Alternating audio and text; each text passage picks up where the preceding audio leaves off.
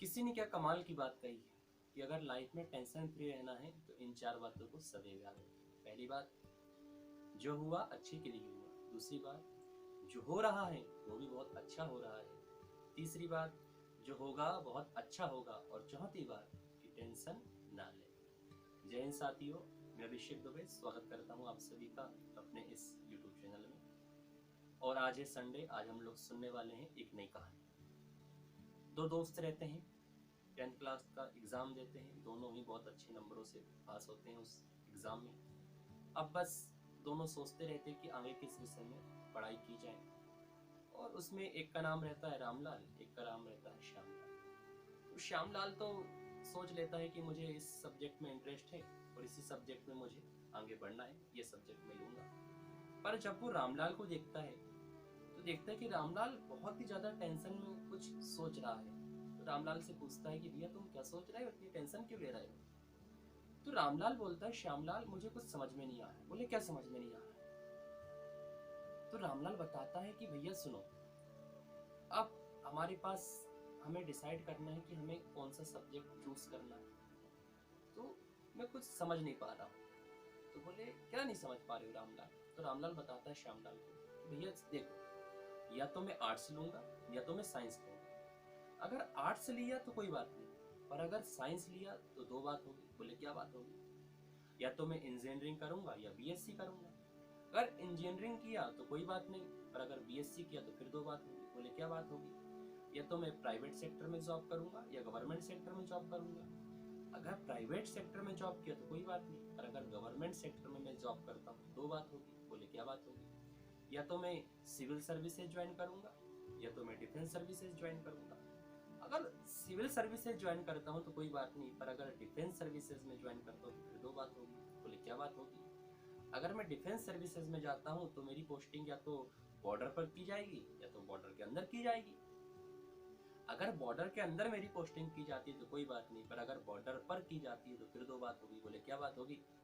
या तो दुश्मन देश हम पर अटैक करेगा या तो नहीं करेगा। अगर दुश्मन देश ने हम पर आक्रमण नहीं किया तो कोई बात नहीं, पर अगर आक्रमण किया तो दो बात होगी। बोले क्या बात होगी? या तो मैं दुश्मन सैनिकों को मारूंगा या दुश्मन सैनिक मुझे मारेंगे।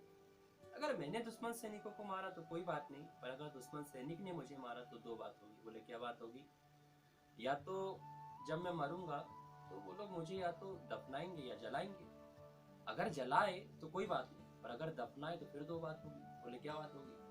जहाँ बोले मेरी कब्र होगी तो मेरी कब्र के आजू बाजू में या तो आम का पेड़ होगा या नीम का पेड़ होगा। बोले अगर आम का पेड़ हुआ तो कोई बात नहीं, पर अगर नीम का पेड़ हुआ तो फिर दो बात होगी। बोले क्या बात होगी? बोले या तो उस नीम के पेड़ से कुछ बनाया जाएगा या फिर कुछ नहीं बनाया जाएगा। बोले अगर कुछ नहीं बनाया गया तो कोई बात नहीं, पर अगर कुछ बनाया गया तो फिर दो बात होगी। बोले क्या बात होगी? या तो उस नीम के पेड़ से कुछ औषधियाँ बनाई जाएगी या फिर साबुन वगैरह बनाई जाएगी। अगर बोले औषधि बनाई गई तो वो तो अच्छे कामों में ही उपयोग आएगी, कोई बात नहीं। अगर उससे साबुन बनाई गई तो फिर एक बात होगी। बोले क्या बात होगी? बोले उससे कोई नहाएगा तो फिर मुझे शर्म आएगी। जैसे इतनी बात रामदास बोलता है तो रामलाल बोलता है तो श्यामलाल हंस पड़ता है। और बस ये कहानी कहने के बाद, सुनने के बाद मुझे भी कबीरदास जी की दो पंक्तियां याद आती है कि चिंता ऐसी डाकनी काट कलेजा खाए, वैद्य बेचारा क्या करे कहाँ तक दवा लगाए।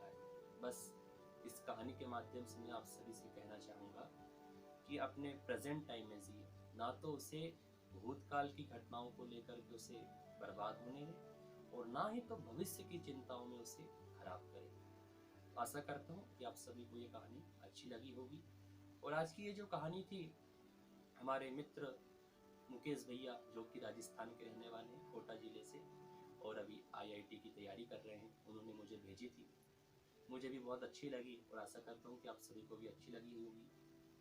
और अगर आपको भी अच्छा लगता है, ऐसा लगता है कि आपके पास भी कुछ ऐसी कहानियाँ हैं जो कि औरों तक पहुंचना चाहिए, दूसरे लोगों तक पहुंचना चाहिए, तो मुझे मेरे नंबर पर सेंड कर सकते हैं लिख करके।